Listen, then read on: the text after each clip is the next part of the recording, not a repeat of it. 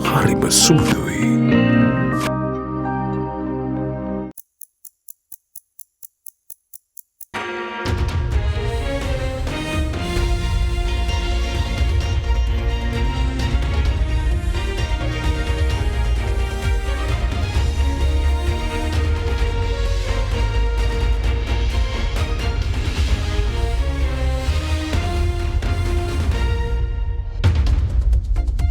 Tonight on First at 9 this Sunday the 26th of November 2023.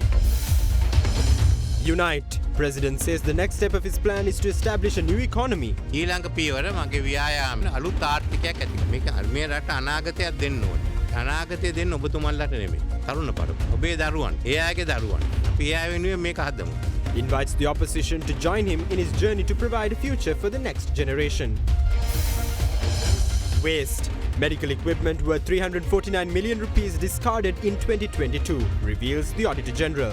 Meanwhile, MPs default on a 16 million rupee electricity bill. Bilateral ties. Sri Lanka and UAE to strengthen bilateral ties through a joint consular affairs committee next year. Hesitant. Economist claims that local businesses are reluctant to expand following tax reforms. So if you look at the business community, they're reluctant to expand the businesses. ඔබේ විශ්වාසය දෙනු සෙන්සුරයින් දැන් ළඟමැති ෆාමසියෙන් ලබාගත හැක. From AdaDerana, this is AdaDerana First at 9. Live from Studio 24 in Colombo. Good evening and welcome to AdaDerana First at 9. I'm AdaDerana Singha joining you live with the latest in Sri Lanka and around the world. Now in your top story tonight, President Ranil Wickremesinghe says that establishing a new economy is the next step of his plan, adding that if this is not accomplished, Sri Lankans will have to face a crisis much worse than the one they faced in the next 5 to 6 years. The President also invited the opposition to join him in his journey to provide a future for the next generation of Sri Lanka. The Special District Coordination Committee meeting convened at the Matale District Secretariat yesterday under the patronage of President Ranil Wickremesinghe. ජනාධිපතිතුමා රට බාර ගද්දි නිදහස් ශ්‍රී ලංකාවේ කිසිම නායකයෙකුට මූණ දෙන්න නොඉච්ච ප්‍රශ්න ගැටලු මැද තමයි එතුමාව අපි ජනාධිපති පුටුවේ වාඩි කරන්නේ. ජනාධිපති මන්දිරේ අල්ලලා අග්‍රාමාත්‍ය ලේකම් කාර්යාලයේ අග්‍රාමාත්‍ය නිල නිවස අර්ලිගහ මන්දිරේ අල්ලලා පාර්ලිමේන්තුව වට කරලා ජනාධිපතිතුමාගේ නිවස ගිනි තියලා ඉන්න තැනක් තිබුණේ නැහැ. දල සලහප්පෙරුම මැතිතුමා කියන්නේ අපේ හොඳ මිත්‍රෙක්. කනක බණ්ඩාර තෙන්නකෝන් ඇමතිතුමාගේ පාර්ලිමේන්තුවේ හොඳම මිත්‍රයා. හැබැයි අපි බැලුවේ යාළු මිත්‍රකම් නෙවෙයි. අපි බැලුවේ රට තියෙන තැනින් එළියට ගන්න පුළුවන් කෙනා නායකයා කවුද කියන එක තමයි අපි බැලුවේ. අපි එතුමට සහයෝගය දුන්නා. අපිට මේ ආර්ථික ක්‍රමය වෙනස් කරන්න තියෙනවා. නැත්නම් ආපහු අවුරුදු 5කින් 6කින් වෙනවා. මේ සැරේ වගේ ඊට වඩා දරුණු වෙනවා. පෙට්‍රල් තියෙන්නේ නැහැ, මොකුත් තියෙන්නේ නැහැ. ඊළඟ සැරේ අපිට IMF එකට ගියොත් මම දන්නවා තියෙන කොන්දේසි මොනවාද කියලා. ඊළඟ පියවර මගේ ව්‍යායාම අලුත් ආර්ථිකයක් ඇති කරන. මේක මේ රට අනාගතයක් දෙන්න ඕනේ. අනාගතය දෙන්න ඔබතුමන්ලට නෙමෙයි. තරුණ පරපුර. ඔබේ දරුවන්, ඒ අයගේ දරුවන්ට. අපි ඒ අය වෙනුවෙන් මේක හදමු. විපක්ෂයේ බලන්නේ මේ ඔය අයගෙන තමන් ගැන බලන්නේ. කොහොමද බලය ගන්න කියලා. මම ඒ අයට කියන්නේ බලය ගන්න හොඳ මේක අපි එක්ක එකතු වෙන්න. අපේ පළපුරුද ලැබුවාන් පස්සේ ඊළඟ සැරේ බලය ගන්න බලන්න. Now, meanwhile, the UAE ambassador to Sri Lanka, Khalid Nasser Al-Ameri, expressed his views on the bilateral relationship between Sri Lanka and the United Arab Emirates, highlighting that trade between the two nations exceeded $3.9 billion within the past 2 years. Speaking at an event in Colombo, the UAE ambassador in Sri Lanka revealed that tourist arrivals from the United Arab Emirates have also increased by 50% year on year. Meanwhile, the Minister of Labour and Foreign Employment, Manusha Nanayakkara, invited the UAE investors to invest in Sri Lanka and emphasized the need of our country to become the development partner of a progressing UAE. The 52nd National Day of the United Arab Emirates was held in Colombo recently. The event was graced by Ambassador of the United Arab Emirates, Khalid Nasser Al-Ameri. Ministers, state ministers, deputy ministers, ambassadors and embassy officials were also present at the event. UAE is one of Sri Lanka's largest trading partners in the Middle East. Despite challenging economic conditions during the last 2 years, bilateral trade between the two countries exceeded $3.9 billion. Cooperation in the field of tourism is also flourishing. The recently concluded MOU between the civil aviation authorities of Sri Lanka Tourism and Trade. The number of tourists arriving from UAE has increased by almost 50% year on year. UAE is currently hosting the 28th conference of the parties to the United Nations Framework Convention on Climate Change, COP28, at Expo Dubai. The conference will bring together world leaders, experts, activists in an effort to mitigate the risks facing our planet. I am happy to note that Sri Lanka's President, His Excellency Ranil Wickremesinghe, is a strong advocate of climate justice, and under his guidance, Sri Lanka has proposed the establishment of a climate justice forum, foster international collaboration to address various climate challenges. I also welcome Sri Lanka's ambitious initiative to create International Climate Change University, designed as a global platform for research and development focused on climate change action, and its proposal also to introduce the Tropical Belt Climate Ambition Project, targeting the highly biodiverse Tropical Belt region. Given that regions closer to the equator are rich in biodiversity, this project will promote the harnessing diverse potential and managing resources responsibly. The world needs to remain united and work together to develop collective solutions to achieve substantial shift in confronting climate change, a shift that allows us to move our focus from negotiations to achieving tangible results in a pursuit of inclusive and sustainable future. Sri Lanka and the United Arab Emirates have enjoyed close cordial relations since established formal diplomatic relations between our two countries in 1979. Today, the UAE has become a away home for approximately 300,000 Sri Lankan migrant workers who are employed in the UAE. I want to express my deep appreciation to the UAE government for providing employment opportunities and looking after their welfare. We want to be the development partner of the progressing UAE by providing more professionals for development projects. The first session of the Joint Committee for Consular Affairs between the two countries was held in February, paving the way to strengthen formal relations further.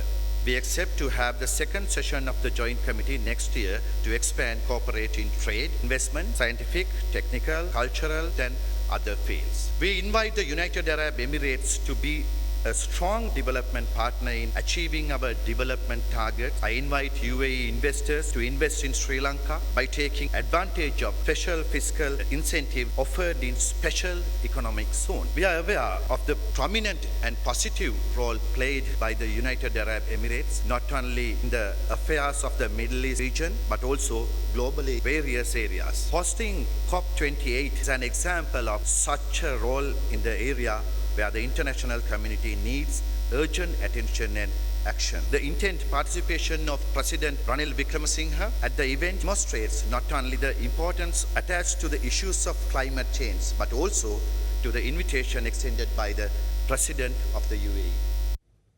Now, the chairman of the Ceylon Chamber of Commerce, Duminda Hulangamu, says that Sri Lanka must consider global trends and adjust its tax policies accordingly. Joining a panel discussion on our program at Hyde Park with Indivari Amuwatta, Hulangamu said that a tax policy should not be consistent and that it should be considerate of economic dynamics.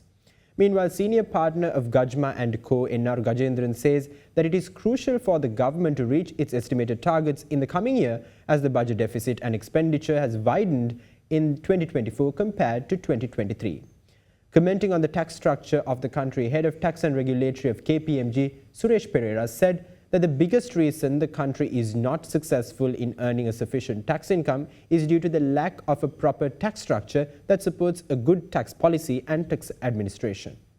There was conversation about how an effective tax policy can be implemented, how you have a unique tax structure for a country.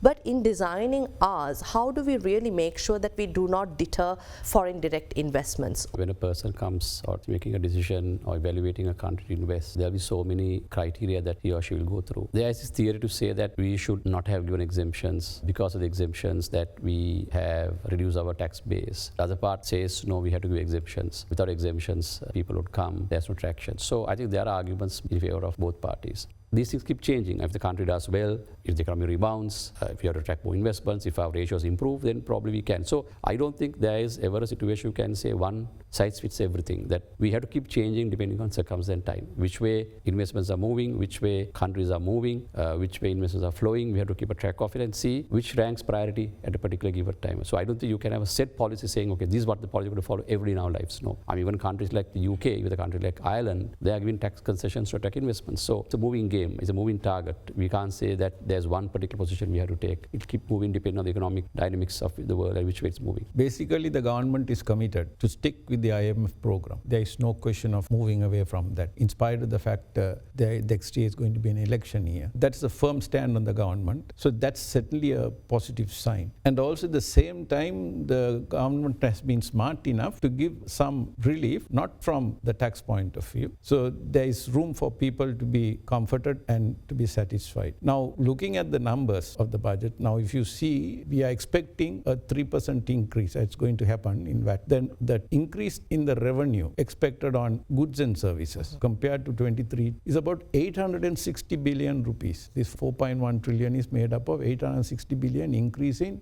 taxes on goods and services. So here we have to hit the numbers. Already our deficit is at about 9%, close to 10% the budget deficit. So if you don't hit that number, we are going to have a problem. So whether implementation on the revenue side is particularly going to be tough because businesses are down, we are on consumption is down, contraction is on, we are on a debt default environment. Look at the expenditure. Expenditure almost from 5.4 trillion is going up to 7 trillion. So definitely there will be strain on the fiscal side. We are going into a new environment altogether where the central bank, of the new central bank, there will be no opportunity for the central bank to either directly or indirectly to subscribe to government debt. And if that is not happening, that means basically there is no money printing permitted under the new act. To achieve the expected thing, it's going to be a tall order. Tax, we have to collect taxes, correct. Point is basically where are we going to collect the taxes? Now, what is the process that we have in Sri Lanka to identify where to collect the taxes from? How to design the tax policies? You see, how to design a tax system, how to collect the taxes, that is the tax administration, that is also an art, that is also is a science. Now, I don't see that art or science at the top in Sri Lanka with regard to the tax policy making as well as tax administration. We do not have a particular structure for designing tax policies for overseeing the tax administration. If you don't have that proper structure, I would say that you can't expect positive outcome with regard to the policy making, good policies as well as the proper administration. Now, the Auditor General's annual report for the year 2022 released recently made a series of startling revelations regarding mismanagement in several sectors across the nation. Particularly, the annual report drew attention to a stock of medical equipment worth 32 million rupees, which have been discarded from state hospitals. It was further reported that a stock of Pfizer vaccines worth 10.73 billion rupees imported to combat the COVID-19 pandemic have expired. Meanwhile, according to the report, several parliamentarians have not paid a combined total of 16 million rupees in electricity charges, which were to be collected last year by the CEB for supplying electricity to the official quarters of those parliamentarians. The audit report issued by the National Audit Office for the year 2022 covers a plethora of sectors within the country. According to the report of the National Audit Office, medicines, surgical and laboratory equipment worth 349 million rupees, which were issued for the use of state hospitals, were discarded in 2022. The annual report further revealed that since there is no existing mechanism within the medical supply division to measure the effectiveness of certain drugs prior to being issued to hospitals, such defects are identified much later when several patients have been already administered the concerned drug. Meanwhile, it was also revealed that 7,951,710 doses of Pfizer vaccines worth 10,736 million rupees purchased by the National Medicines Regulatory Authority to combat the COVID-19 pandemic have expired. The Auditor General's department stated that the relevant vaccine stock had expired on the 31st of July 2022. As per the annual reports, there are 18,516 unregistered Ayurvedic doctors in the country. The concerned doctors have not renewed their registrations despite the time period provided to update their registrations once in 5 years. Additionally, as at the 31st of December last year, 3,827 of the 26,650 registered traditional Ayurvedic doctors were reported dead. However, information in this regard has not yet been updated. As a result, the Auditor General's Department further pointed out the possibility of registration certificates of those deceased doctors being misused. Further, the report outlined that payments adding up to 16 million rupees for the supply of electricity to the quarters of several parliamentarians last year have been defaulted by those parliamentarians. According to the annual report of the Auditor General's Department, the payments pertaining to 74 electricity connections have been defaulted as such. The report also revealed that 5 million rupees in relation to 29 of those connections have not been collected for a period of 6 years, while 3 million rupees related to another 30 connections have not yet been collected for more than a year. Now, meanwhile, Minister of Agriculture and Plantation Industries Mahinda Amaraweera says a certain amount of rice had to be imported as mill owners were creating an artificial shortage in the market. He further revealed that MOP fertilizers, which were bought to be sold at 19,500 rupees initially, will be sold at 9,000 rupees a unit during the ongoing Maha season. කීරි සම්මවල වගා කර ප්‍රමාණය යම් අඩුවකුත් තියෙනවා. ඒ වගේම තියෙන ටික මෝල්කාරව දෙන්නේ නැහැ හංගගෙන. වියලේ මණ්ඩලයට මුදල් නැහැ මිලදී ගන්න. අපිට බිලියන 10ක් 12ක් හොයා ගන්න උනා නම් ඔය මෝල්කාරයන්ට ඕන විදියට මිල වැඩි කරන්න අපිට දෙන්නේ නැහැ. අපිට හාල් යම් ප්‍රමාණයක් ගේන්න අවසර දෙන්න උනා. කැමැත්තෙන් නෙමෙයි අවසරය දුන්නේ. ඒක ගේන්න සිද්ධ වුණෙත් අපිට හිඟයක් නිසා නෙමෙයි මේ කණ්ඩායම හංගගෙන ඉන්න නිසායි කියන එක අපි පැහැදිලිව දානවා. In the meantime, Minister of Agriculture further said that the existing price of MOP fertilizer, which is 19,000 rupees, will be brought down to 9,000 rupees. අපි ළඟ දැන් තියෙන බණ්ඩි පෝර ගෙනල්ලා තියෙන 19500ට විකුණනවා. මේ කන්නේ බණ්ඩි පෝර දෙනවා රුපියල් 9000ක. එතකොට එක හොන්ඩරයකින් අපි 10000කට වැඩි පාඩු අරගෙන 9000 ගානේ අපි තමුන් ආසලට දෙනවා. Now taking you to your weather update, as inclement weather conditions affecting the country continue to subside, the Meteorological Department forecasts rainfall to enhance over many parts of the island in the coming days. Meanwhile, the number of individuals affected by the recent uptick in adverse weather conditions have reduced to 4,998 individuals in 1,198 families across 5 districts. Torrential rainfall affected several areas across the island over the past few days. However, a slight reduction in rainfall was reported across the island, with the highest rainfall during the past 24 hours being recorded at 48 millimeters from Puneri in Jaffna. In this context, the Meteorological Department forecasted rainfall to enhance over most parts of the island in the days ahead. Accordingly, the department further stated that showers or thunder showers are expected in certain parts of the northern, north central and eastern provinces. The Department of Meteorology further forecasted rainfall in several areas during the night tomorrow. Meanwhile, as the rain continued to subside, a significant decrease in the number of families and individuals affected was also observed. According to the reports of the Disaster Management Centre, a total of 4,898 individuals of 1,198 families in Badulla, Matara, Hambantota, Ratnapura and Gampa districts are affected by the recent torrential rainfall. Against this backdrop, the National Building Research Organisation issued Level 3 red landslide warnings to the Kalavana, Godakavela, Ratnapura, Kuruvita, Ahaliyagoda and Alapata divisional secretariats of the Ratnapura district, while amber landslide warnings were issued to Valigipala, Kolonna, Balangoda, Imbulpe and Opanaka divisional secretariats in the Ratnapura district. Now in other local news, an individual was injured after being shot in the Kottagoda area in Sidua this morning. Meanwhile, a resident in Ampara accused of sexually abusing his daughter was found dead in his residence. With that, here's a look at more news across the island in brief. One person was left injured following a shooting incident which occurred in Kottagoda, Sidua this morning. According to police reports, 2 assailants who arrived on a motorcycle had opened fire at the 36-year-old. The injured was immediately rushed to the Ragama Teaching Hospital. The police further reported that a T-56 rifle had been used for the shooting. Meanwhile, a resident in Ampara, Panalagama, was found dead after being accused of sexually abusing his daughter on multiple occasions while his wife was abroad. The body of the deceased was found when a police team reached his residence to interrogate him on the matter. 2 suspects involved in the transportation of 3 kilograms of Kerala cannabis were apprehended yesterday following a joint search operation conducted by the Navy and police in Jaffna. Along with the Kerala cannabis, a motorbike used for distributing narcotics was also confiscated. The street value of the stock of Kerala cannabis is believed to be over 1 million rupees. The 2 suspects along with the motorcycle and Kerala cannabis were handed over to the Kites police for further legal proceedings.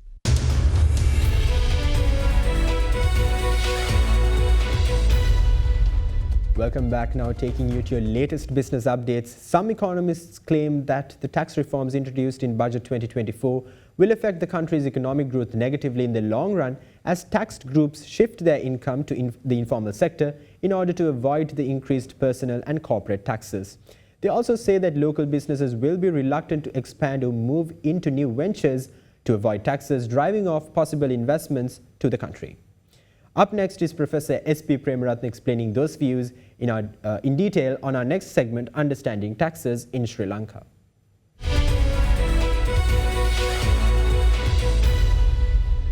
If you look at the individuals, with this tax, what happened, their disposable income goes down, demand side as well as the supply side. And also at the end, the country investment also reduced. Demand sides when the inflation pressures come in, and also the income tax, personal tax goes up, the demand reduce, that negatively affect to the demand side economy and the business activities also. Individually, if you look at the professional leaving the country, and also some of them also shifting their income sources to informal sources also. So if you look at the business community, they're reluctant to expand the businesses, and also they're reluctant to start new businesses also because their profitability reduced, and also at the other side the demand reduced because the people's income goes down. And also some of the investors, they move their business activities to informal sector. And also some businesses, they move, especially investment, move away from the country. That is also another issues coming. And the government side,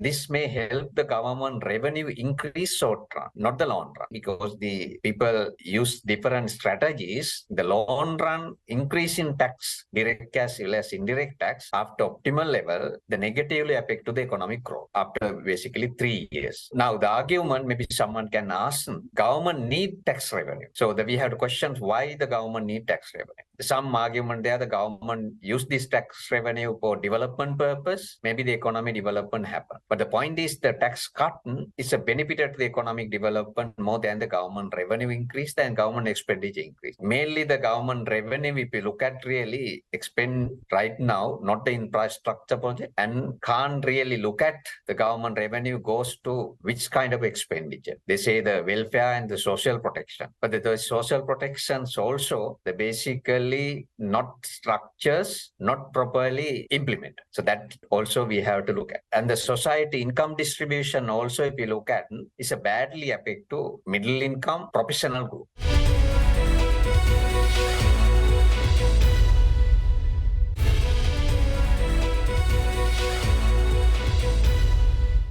Now in your latest corporate updates, the chairman of the Sri Lankan Apparel Exporters Association highlights that strategic partnerships with Japan and India are needed to boost and diversify markets to steer ahead amid challenges posed by economic downturns in traditional export destinations.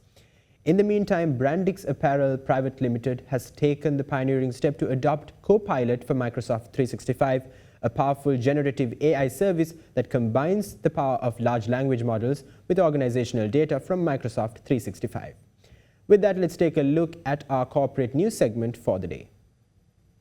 Chairman of Sri Lanka Apparel Exporters Association Indika Liyanahewage said that strategic partnerships with Japan and India is needed to boost and diversify markets to steer amid challenges posed by economic downturns in traditional export destinations. He noted that 30% of garments shipped to Europe and 40% to US have seen a dip due to economic challenges. In order to address this, he stressed the importance of expanding to other regions, particularly Japan, East Asia and India, and went on to say that India's middle-class market segment, which accounts for over 300 million people, is a good opportunity for Sri Lanka to tap into as they are now getting into a high-spending mode.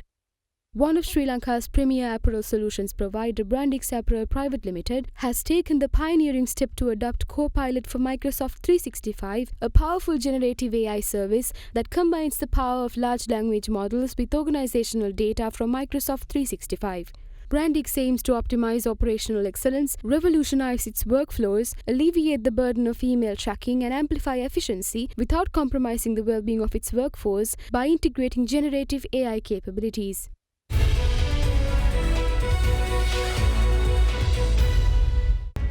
And with that, we wrap up tonight's edition of AdaDerana First at 9. Stay in touch with us on www.adaderana.lk for the latest developments around the clock. Thank you. Have a great night.